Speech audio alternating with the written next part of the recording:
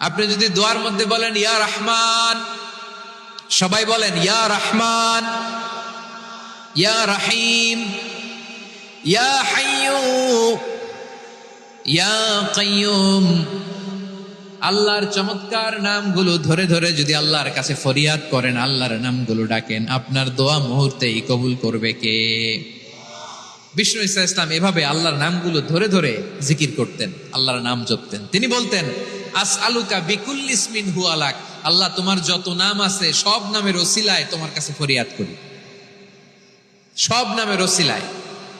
আনজালতাহু ফি কিতাবিক, যে নাম তুমি তোমার কিতাবে নাজিল করেছো। আও আল্লামতাহু আহাদাম মিন খালকিক, অথবা তোমার কোন সৃষ্টিকে তোমার নাম তুমি জানিয়েছো।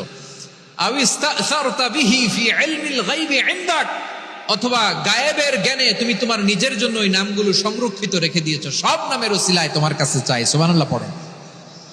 তার মানে আল্লাহ তোমার যে নামগুলো আমরা জানি এগুলার ওসিলায়ও চাই, যে নামগুলো আমরা জানি না সেগুলোর ওসিলায়ও চাই। আল্লাহর সব নাম আল্লাহ আমাদেরকে জানায় নাই, কিছু নাম জানিয়েছেন, কিছু নাম তিনি জানান নাই। সুবহানাল্লাহ পড়েন।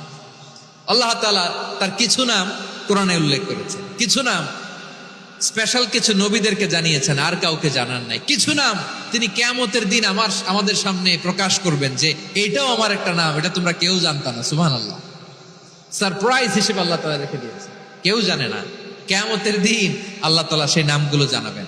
আর কিছু নাম আছে সেই নামগুলো আল্লাহ কোরআনেও বলে নাই, কোন নবীরেও জানায় নাই, কিয়ামতের দিনও সারপ্রাইজ হিসেবেও জানাবে না। ওই নামগুলো স্বয়ং খোদ আল্লাহ ছাড়া কেউ জানে না। এজন্য বিশ্বনবী দোয়ার সময় বলতেন, আল্লাহ তোমার যে নামগুলো জানি, যে নামগুলো জানি না, সব নামের বরকতে তোমার দরবারে চাই, সব নামের ওসিলায় তোমার কাছে ফরিয়াদ করি। সুবহানাল্লাহ বলেন। তাহলে সূরা হাশরের মধ্যে আমরা আল্লাহর মোট কয়টা নাম পাবো দেখি, মনে আছে কিনা? হ্যাঁ, কয়টা?